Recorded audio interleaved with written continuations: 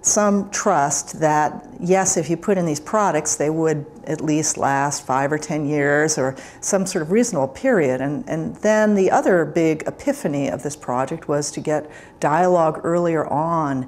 In the very early stage of a project, you can find all kinds of ways to save money and save energy without any extra cost at all. So here we are today. We've got the exact same agenda, but it's for the existing buildings. So my challenge is to anybody in the 2020 architecture or LEED or building energy sustainable advisor programs all over the country, please, let's work together and let's make this the year of social equity. We've had the equity piece of the sustainability really be shortchanged. We have focused very much on some beautiful, beautiful buildings, and we were just in a lovely building last night that was great. I don't mean to sound negative about them, but we've worked so hard in the sector that has now stopped for all intents and purposes temporarily.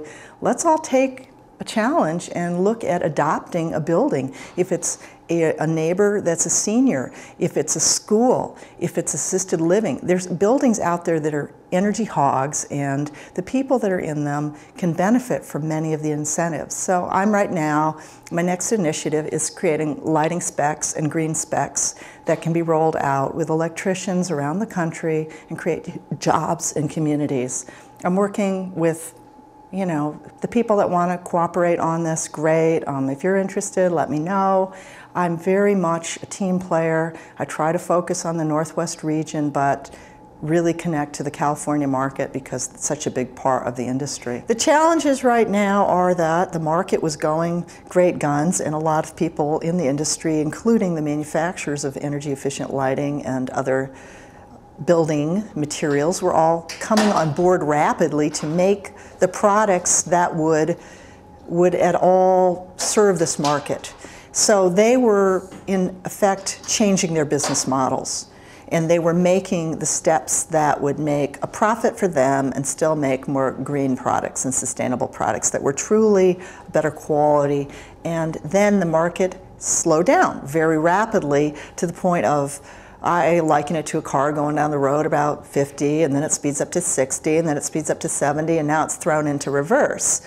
And so we have been in a culture where people didn't have to think so much. They had cash flow, they had money, they had business coming at them. Now we all have to work together, where it's very competitive. It's almost more competitive than it should be for a collaborative model. The real challenge is to go to a longer-term economic model so that we're not just looking at short-term business cycles, we're not just looking at making the buck. And what's happened is the public has gotten hip to the fact that businesses have been raped and pillaged, and that the CEOs that got the big bonuses despite the companies going down, people are very angry. So what can we do? How can we turn that on its heels, turn that back into investments in community? I think that we all need to work within our own communities, and as again I say, the social equity piece of the green building movement has been really lacking.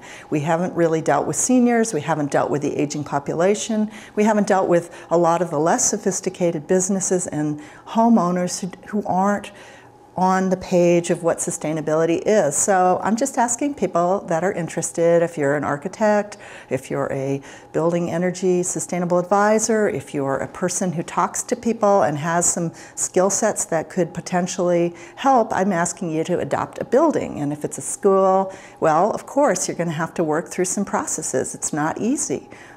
For example, I checked into the schools in Oregon. There's no one that's in charge of every school building in the state. They're each a local school district, and there's no facility manager. That's an opportunity. Have a facility management program statewide for the schools. Create some jobs for people. So I always see the opportunities. If you want to talk to me, I'm always available for a cup of coffee.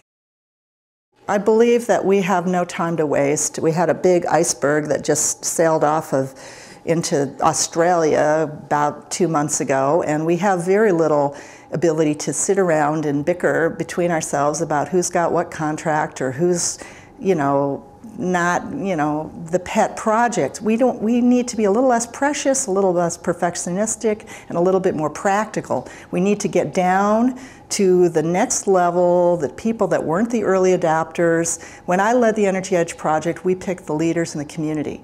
We picked Bill Nato because the Montgomery project was being built. We picked Gateway Tower, and we picked a school in Montana. Now, each one of those projects had its own little, you know, major snafus and problems and misperceptions, but at the end, when all was said and done, people would say, oh wow, that was great, because what happened is we got people to not avoid dealing with the problems. We dealt with the problems. We didn't say, oh, this is always going to be a little picnic and everything's going to be running like clockwork. Well, that's not life. That's not reality. We got people to do things that were hard to do and get out of their comfort zone, work together. Just like Obama said, don't run for the hills, run to your neighbor, run to help your community. So I'm asking people, this is a slow time.